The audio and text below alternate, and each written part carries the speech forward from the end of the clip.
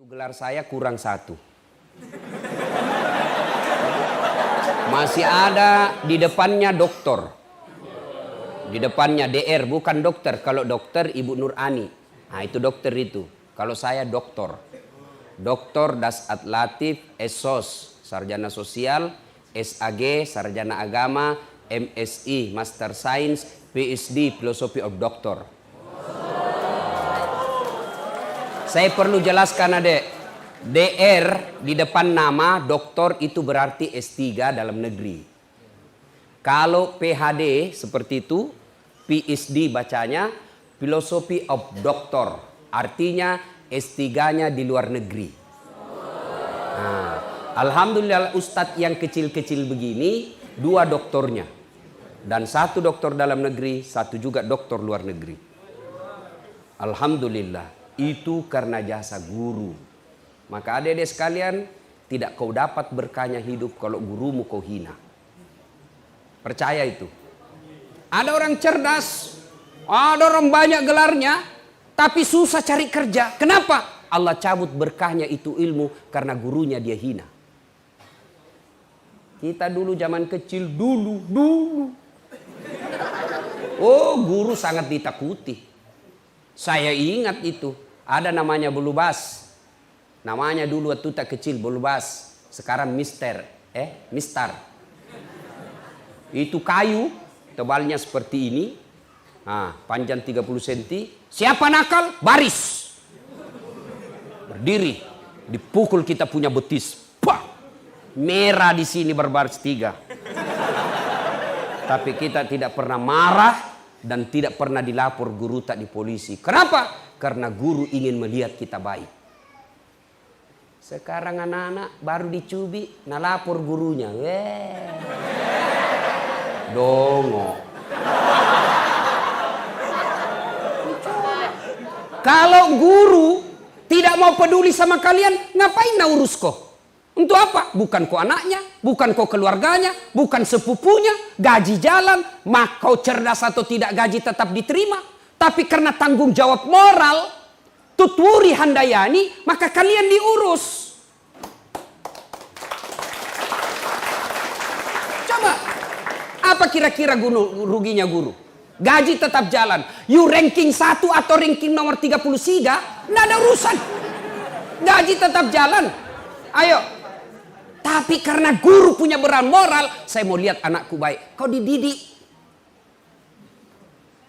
Saya sempat itu ditempeleng, pak. Enggak, kita ikhlas. Melapor sama bapak, dipukul kak. Kau menton nakal.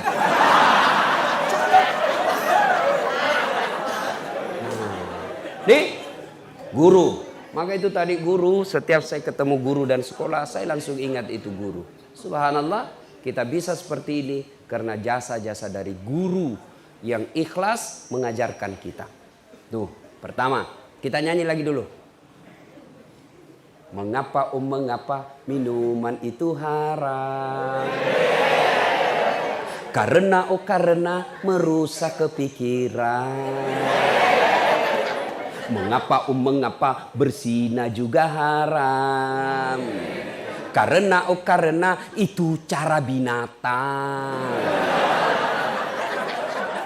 Mengapa semua yang enak-enak itu diharamkan?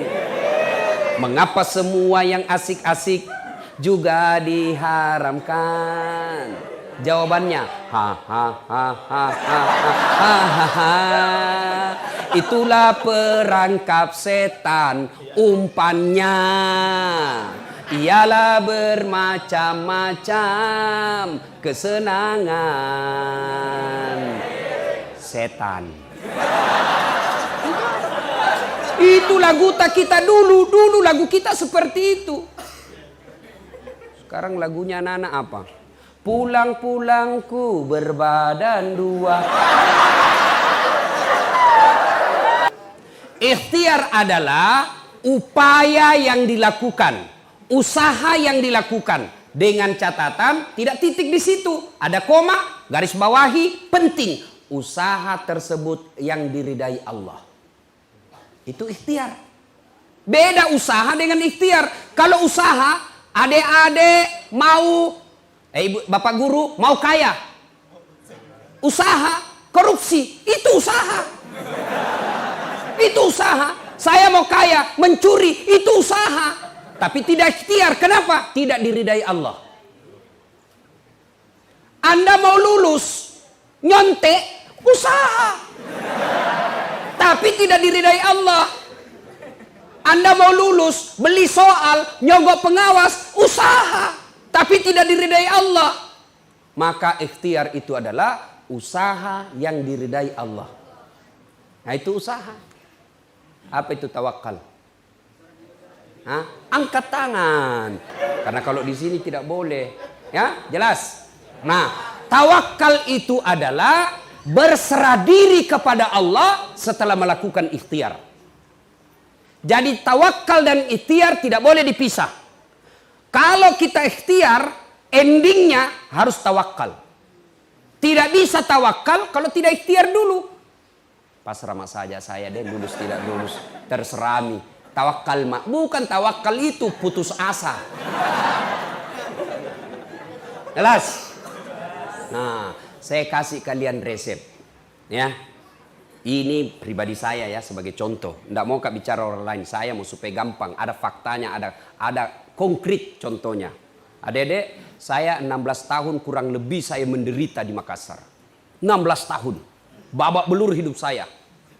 Bayangkan kalau kita makan coto satu mangkok bertiga ki. Bersaudara. Dikasih banyak lomboknya supaya sedikit dimakan. Coba. Karena susahnya makan waktu itu, bayangkan susahnya makan, akhirnya saya bilang sama adekku, daripada kau cuma lapar, lebih dek kau puasa Senin Kamis, kau puasa dapat kau pahala, lapar kau dapat kau pahala, dan itu terbawa sampai sekarang, terbiasa puasa Senin Kamis. Coba, pergi kuliah jalan kaki, dari Jalan Harimau tempatku ngontrak, jalan kaki ke Sultan Alauddin. Coba. SMA saya, SMA 4. Bukan empat istri ya, bukan empat istri.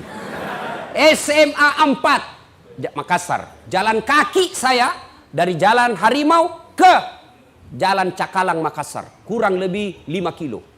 PP 10 kilo. Itu misalnya kecil sampai sekarang. Ini ada tong kecil ini sini. Ini nak kuasa Allah. Dia sudah kelas 3 kecil. Ini kelas 1 besar. Kuasa Allah. Subhanallah. Jalan kaki. Saya jadi loper koran bos. Loper koran.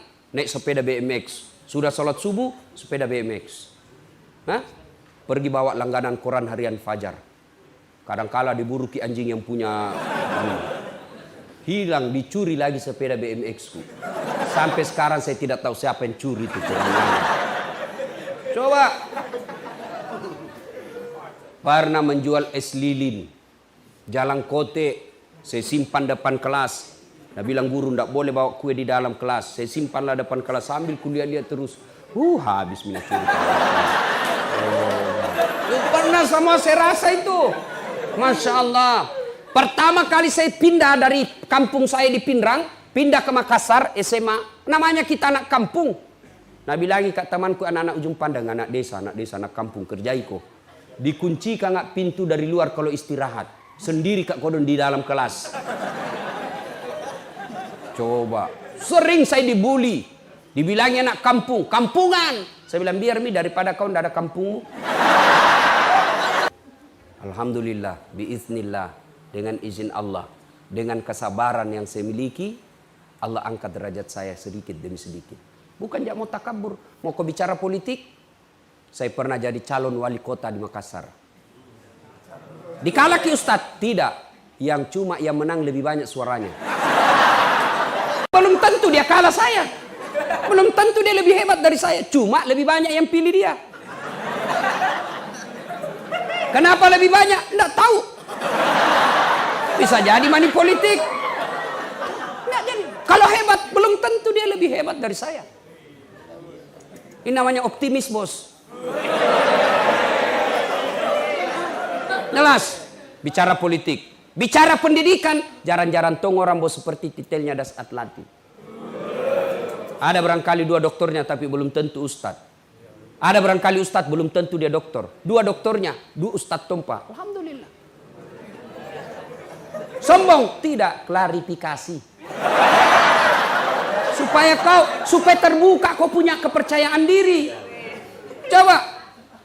Bapakku petani penggarap, bukan pejabat. Ketemu saja pejabat bapak saya tidak pernah. Lihat saja dulu camat di kampung sudah senang sekali tuh orang tua saya. Nah lihat, bukan duduk di sampingnya, dan lihat itu camat. Dan sudah, sudah camat, Pak Camat. Sudah senang.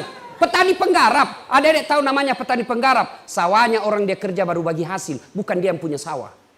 Kalau naik 10 karung, yang punya sawah 9 karung diambil. Bapakku 1 karung. Coba. Tapi alhamdulillah kita tidak pernah putus asa. Kita harus ikhtiar terus. Tidak mungkin Allah sengsarakan hidupmu kalau kau baik sama orang. Bicara apa? Popularitas. Followerku banyak tombol. Alhamdulillah. Bukan cuma itu. Allah kasih kemudahan. Adik-adik lihat itu di TV yang namanya mencium hajar aswad. Baku sikut orang. Setengah mati belum tentu bisa tembus. Ketika saya mencium hajar aswad, dikasih kosong itu pelataran, dikawal tentara dan polisi. Dengan izin Allah. Coba. Belajar bos. Jangan lihat dirimu sekarang. Lihat yang akan datang. Saya selalu dibilangi dulu orang. Tapi saya bilang, oke, kau hina saya. Tapi lihat saya 15 tahun yang akan datang. Tunggu waktunya. Kita buktikan siapa yang menjadi orang terhormat. Begitu kalian camkan. Nah hina kau sepupumu. Nah remehkan kau temanmu. Nah injak-injak harga dirimu sekelasmu. Jangan kau membalas. Karena kalau kau membalas sama derajatmu di depan Allah. Tapi kau tenang saja. Kau belajar dengan baik. Jangan kau hina orang. Muliakan gurumu. Perbaiki akhlakmu. Tunaikan ibadahmu. Insya Allah 15 tahun yang akan datang Allah yang muliakan kalian. Tapi kalau kau sudah dongo, jelek, kurang ngajar, busuk mulutmu.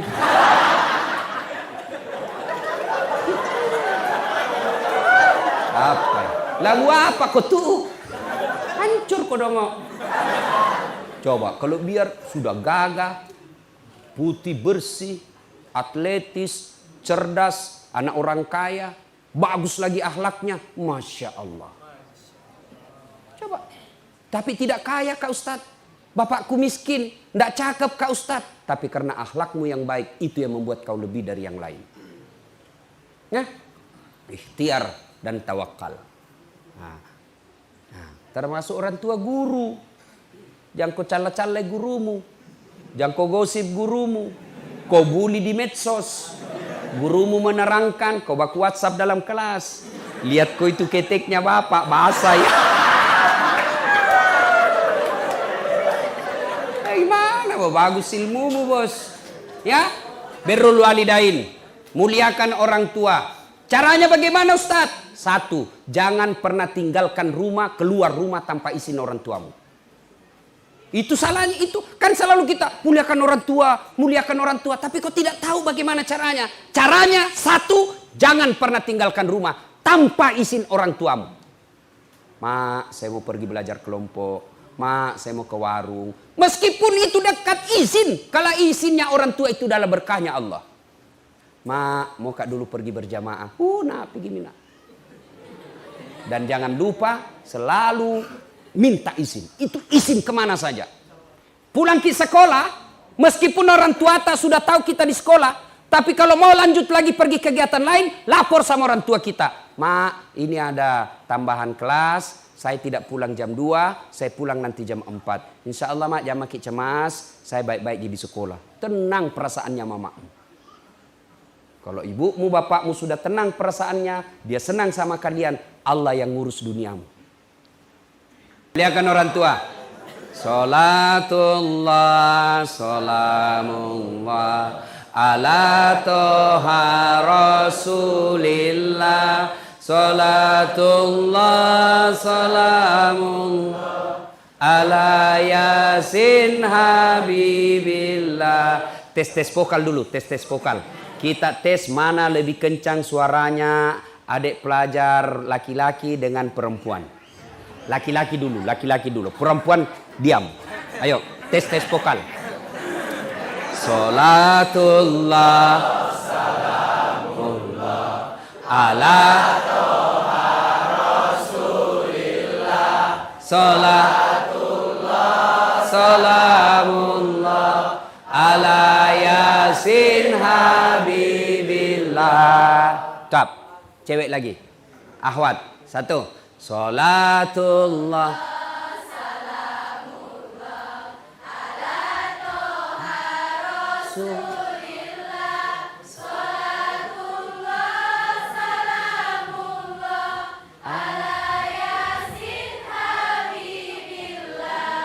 dia bukan kecil, tapi syahdu.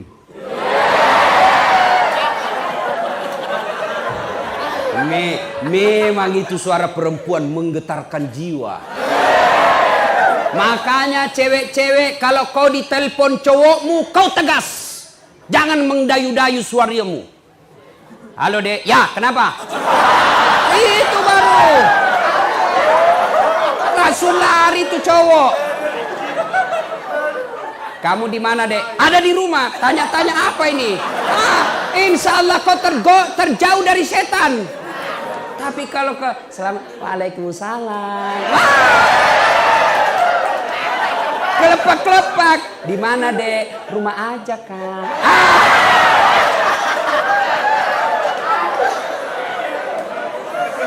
Nah, adik sekalian, ayo muliakan orang tua. Imma yablughanna indakal kibra ahaduhuma aw kilahuma fala taqul lahumā uff wala tanharhuma wa qul lahumā qawlan karima.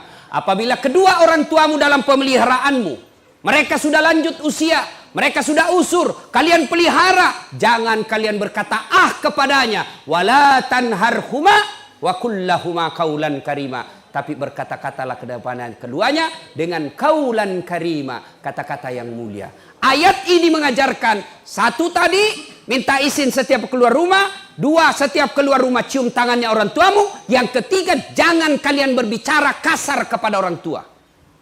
Tidak boleh suara anak lebih keras suaranya daripada ibunya. Fikri, ya mak, itu etikanya. Fikri, ya mak. Nah itu tidak beradab itu. Ya, itu Al-Quran mengajarkan suara anak tidak boleh lebih keras dari suara ibumu. Nah, bagaimana sekolahmu hari ini? Alhamdulillah bunda, sehat, bahagia, di kelas tadi aman. Itu anak yang baik. Tidak boleh lebih keras dari suara ibu. Ajaran agama. Apalagi kalau kalian berjalan dengan orang tua, maka anak yang soleh dan soleha, janganlah pernah kalian berjalan bersama orang tuamu kecuali berada di belakangnya. Itu adab. Tidak boleh kita ada orang tua berdua, kita di depan, orang tua ini malah kita lebih jauh. Karena bilang, tua mi orang tuaku, malu-malu karena lihat temanku. Ya, nah ini karena waktu yang terbatas, adik-adik sekalian. Birrul walidain, baik-baik sama orang tuamu. Ustadz, orang tuaku tidak sembahyang. Ustadz, orang tuaku tukang judi. Ustadz, orang tuaku jelek sifatnya, tidak dia urus saya. Sifat dosa-dosa orang tuamu urusannya kepada Allah, bukan kau yang punya urusan. Urusanmu adalah birrul walidain, berbuat baik sama orang tua. Tapi dia jahat Ustadz. Belajar dari Ibrahim. Ibrahim alaihissalam, bapaknya Azar, penyembah berhala. Tapi Ibrahim mau ribut sama bapaknya. Allah berfirman, Ibrahim, lihat kau. Jangan kau lawan bapakmu. Itu bapakmu, kau yang keluar dari desamu. Coba, tidak boleh itu. Mentang-mentang kau tinggi sekolahmu, bapakmu cuma tidak tahu. Apa tong kita tahu pak?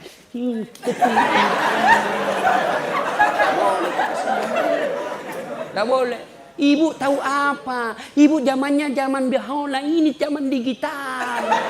Tidak boleh.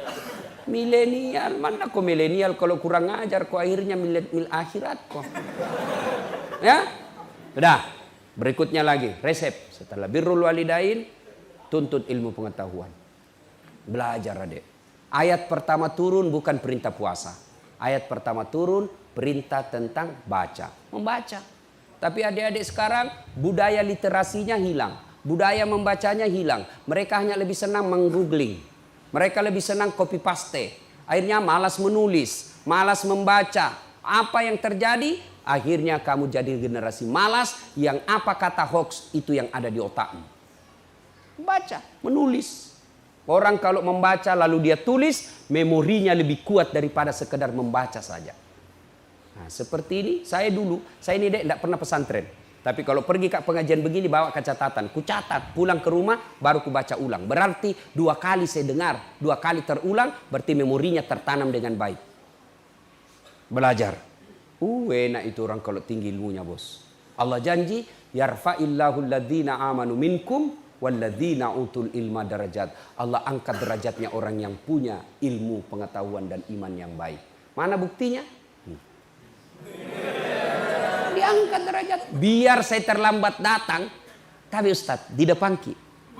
Meskipun saya terlambat datang, apa bagianku? Kepala kambing. Kue enak-enak semua Pak. Ada juga temanku tinggi sekolahnya tapi tidak tahu mengaji, berarti imannya kurang. Di mana dia? Di belakang, takut disuruh mengaji. Apa bagiannya? Pisang goreng. Karena apa? Ilmu, makanya belajar. Belajar adik-adik sekalian. Kalian bodoh kalau waktumu habis hanya untuk googling saja. Apalagi lihat-lihat film porno. Periksa mi HP-mu, periksa BD HP-nya. Dan semua itu gambar-gambar cabul di HP-nya. Nah, adik-adik sekalian manfaatkan. Kalian hanya generasi malas kalau tidak mau belajar. Kita dulu susahnya belajar. Mau belajar tidak ada kitab. Ada kitab bahasa Arab lagi. Bisa dibaca tidak tahu artinya. Ayo. Sekarang semua kitab-kitab ada terjemahannya. Dan semua ada di Google. Kita dulu mana ada Google? Tidak ada. Setengah mati kita cari sendiri itu ilmu. Maka kalian bodoh kalau tidak memanfaatkan fasilitas itu untuk mengisi diri. Belajar. Ya. Nah berikutnya lagi. Setelah kau berusaha dengan baik, bertawakallah kepada Allah. Tamat SMA, saya daftar kedokteran. Saya dulu fisika 1. Jadi dulu kan jurusan kita itu ada fisika, biologi, bahasa, budaya. Nah, fisika itu kelas paling tinggi, grade-nya. Sudah fisika ada lagi, fisika 1, fisika 2, fisika 3. Saya fisika 1. Mendaftarlah saya fakultas kedokteran.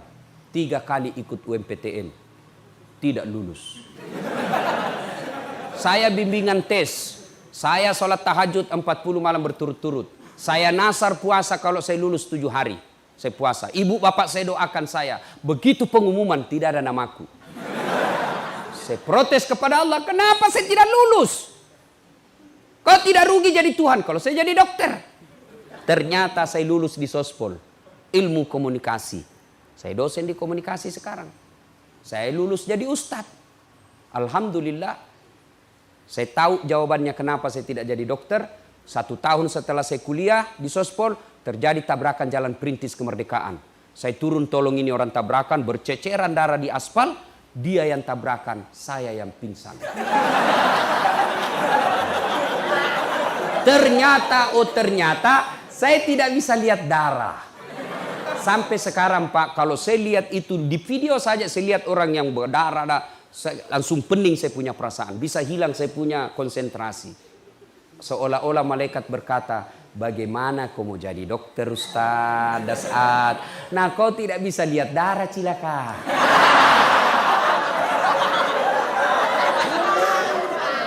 Sudah, saya daftar lagi Akabri. Mau jadi tentara Akabri penerbang. Begitu saya pergi jalan Pertamina, depan kantor Pertamina Makassar, jalan Garuda, saya pergi daftar tes fisik, tidak lulus. Kenapa? Ceper. Tidak cukup tinggiku. Ya Allah, kenapa kau kasih pendek saya? Temanku lulus kepolisian waktu itu. Sekarang dia di Polda Sulbar. 1 bunga, reserse, pakai baret merah. Saya lulus pakai baret putih. Tapi alhamdulillah dengan baret putih yang saya pakai, mulai baret hitam sampai baret merah, Ku caramai kau sendiri.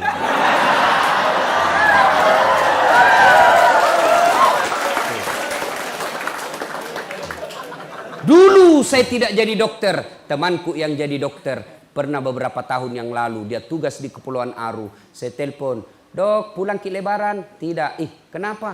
"Mahal Ustadz, bisa 16 juta satu kali jalan, habis uang. Di mana kita dapat uang pegawai negeri begini Ustadz?" Dalam hatiku, untung saya tidak jadi dokter. Saya jadi ustadz, kemana-mana terbang gratis, dibayarkan. Meskipun saya tidak jadi dokter, hari ini saya ceramai ibu dokter di belakang.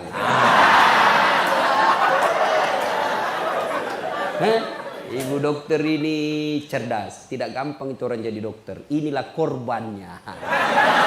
Mau jadi dokter tapi tidak jadi dokter, tapi Allah Maha tahu. Adik-adik sekalian berikhtiar, belajar, berdoa, muliakan guru dan ibu bapakmu. Ternyata apa yang kau mau tidak Allah kabulkan, percaya bahwa Allah kasih kau yang lebih baik dari yang kau minta sekarang. Yang penting ikhtiar. Jangan dah ikhtiar pasrah saja. Ya kalau lulus, tidak dong. Ya. Nah, adik-adik sekalian, terakhir sekali. 2019 ini adalah tahun politik. Bagi mereka yang sudah punya hak pilih, jangan kau golput. Pi kau menoblos deh.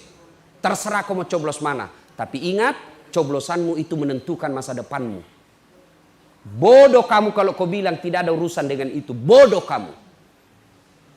Salah kalau kau bilang tidak ada gunanya ngurus-ngurus politik. Salah. Mana contohnya?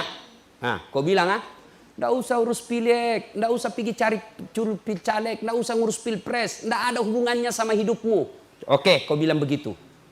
Kau belajar saja dengan baik. Belajarlah kau dengan baik. Mulai SMA, kuliah, IP-mu 4,0. Tapi karena negara ini tidak beres yang kau pilih, kau tidak mau memilih orang baik, akhirnya apa? Tenaga kerja asing masuk ke Indonesia. Puluhan ribu kalian yang cerdas tidak dapat lapangan kerja karena diganti sama orang asing. Itu bahayanya kalau kau tidak mau berpolitik. Kau cerdas, sarjana, IP-mu bagus, tapi kau tidak dipakai. Kenapa? Banyak tenaga kerja asing yang masuk ke negaramu. Maka kau tersisi. Sebagai tuan rumah, hak pemilik Republik Indonesia, kamu hanya jadi penonton di negaramu. Itu bahayanya kalau kau tidak berpolitik. Maka cari orang yang betul-betul layak untuk kau pilih dengan sebaik-baiknya.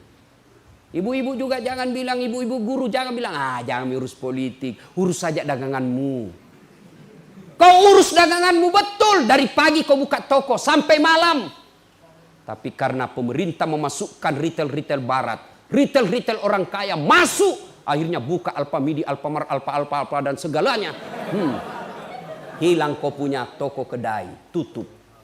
Itulah sehingga tidak boleh orang bilang jangan berpolitik. Maka Belanda Snokhorgronya mengatakan biarkan orang Islam kalau mau haji kasih fasilitas pergi haji. Biarkan orang Islam kalau mau dia sholat, kalau perlu bangunkan masjid. Biarkan mereka kalau mau dia puasa, kalau perlu bimbing dan amankan dia berpuasa. Tapi jangan kau kasih ekonomi dan politik. Kalau dia ambil ekonomi dan politik, hancur kalian. Dia kuasai kau na babat kau. Dan nak kasih kau bagian untuk itu. Maka dia bilanglah politik itu kotor, ulama jangan berpolitik. Itu salah. Saya dosen ilmu politik. Saya dosen di Fakultas Ilmu Sosial Politik. Dan itu diajarkan politik karena menyangkut hajat hidup orang banyak. Jelas? Nah, kalau sudah jelas, sudah nih. Cukup saya kira. Terima kasih Ibu Dokter yang mengundang saya datang ke tempat ini. Adik-adik tidak bakal ketemu seandainya bukan Ibu Dokter ngundang saya. Banyak yang minta, SMA apa itu tadi bilang Bapak, di apa itu, ya Sorowako, tapi Allah takdirkan saya ada di tempat ini. Alhamdulillah, maka kalian manfaatkan apa yang saya sampaikan tadi. Belajar dengan baik, muliakan gurumu, muliakan orang tuamu, bertawakal kepada Allah, maqamam mahmuda, Allah angkat derajatmu kelak insya Allah. Demikian.